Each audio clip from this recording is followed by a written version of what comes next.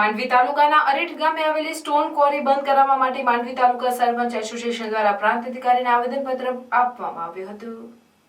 છેલ્લા કેટલાક સમયથી માંડવી તાલુકાના અરેઠ ગામે સ્ટોન ક્વોરીને લઈને ગ્રામજનો વિરોધ કરી રહ્યા છે। મંગળવારના રોજ ક્વોરી બંધ કરવાની માંગ સાથે ગ્રામજનો રસ્તા પર ઉતરી આવ્યા હતા અને ગામ બંધ રાખ્યું હતું। જોકે પોલીસની સમજાવટ બાદ મામલો થાળે પડ્યો હતો। જોકે ગ્રામજનોની આ લડાઈમાં હવે માંડવી તાલુકા સરપંચ એસોસિએશન પણ જોડાયું છે।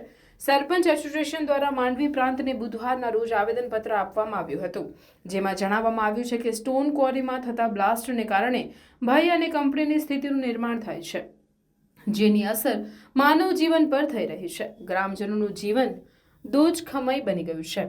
પાણીના સ્તર પણ નીચા ઉતરી ગયા છે। પશુપાલન પર પણ ઘાતક અસર જોવા મળી રહી છે। આ ઉપરાંત પર્યાવરણને પણ અસર થઈ રહી છે।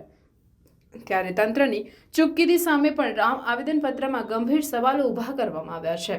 ગ્રામ પંચાયત દ્વારા પરવાનગી આપવામાં આવી નથી, ત્યારે આ ગેરકાયદેસર ક્વોરી બંધ કરવામાં આવે તેવી માંગ કરવામાં આવી છે કે ભાઈ ડેવલપમેન્ટ માટે ઇન્ફ્રાસ્ટ્રક્ચર સૌથી વધારે જરૂરી છે, પણ એ ડેવલપમેન્ટની અંદર આટલું મોટું ઇન્ફ્રાસ્ટ્રક્ચરને ડેવલપ માટે માનવ જીવનને જ્યારે હત્યાના કાંડની અંદર આવેલો છે, તો એનો જવાબદાર માટે અમે એવું નથી માનતા કે સરકારે ગલત પગલાં વિકાસના ભાગરૂપે એવો વિકાસ અમને નથી જોઈતો જે માનવને ભટકી જાય।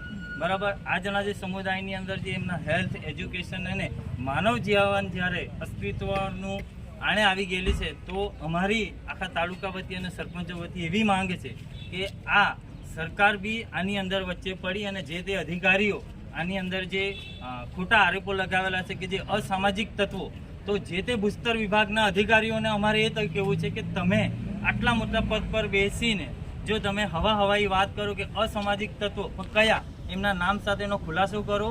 તમે કોઈ પર આંગળી ચિંતા, તમે પોતે ગુનેગાર છો, તમે લોકોને મારવા બેઠા છો, તો જ છતાં બી તમે આવા નિર્દોષ લોકો પર આંગળી ચીંધી છે, તો જે તે અધિકારીઓએ આ જે માંગણી અસામાજિક તત્વોનો ઉલ્લેખ કરેલો છે એનો અમુક દિને સુધી આમનો ખુલાસો કરે, નહીં તો એમની પર કાયદેકીય કાર્યવાહી કરવામાં। સવાર, બપોર, સાંજ અને રાત 3-4 ટાઈમ થાય છે। એટલા મોટા ધડાકા થતા છે કે આખી ધરતી તૂટી જાય છે, અને એના કારણે અમારા અરેઠ ગામમાં પરિસ્થિતિ ખૂબ જ ખરાબ છે।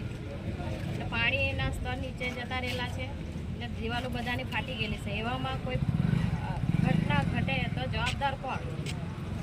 અને ડીએમએફમાંથી, ભૂસ્તર વિભાગમાંથી અમને આરોપો આપવામાં આવેલા છે કે ખંડણી તમે લીધી, પણ કોણે લીધી અને ક્યારે લીધી એ અમને સાબિત કરો। તમે ખોટા આક્ષેપો અમારા પર મૂકેલા છે તે તમે સાબિત કરો।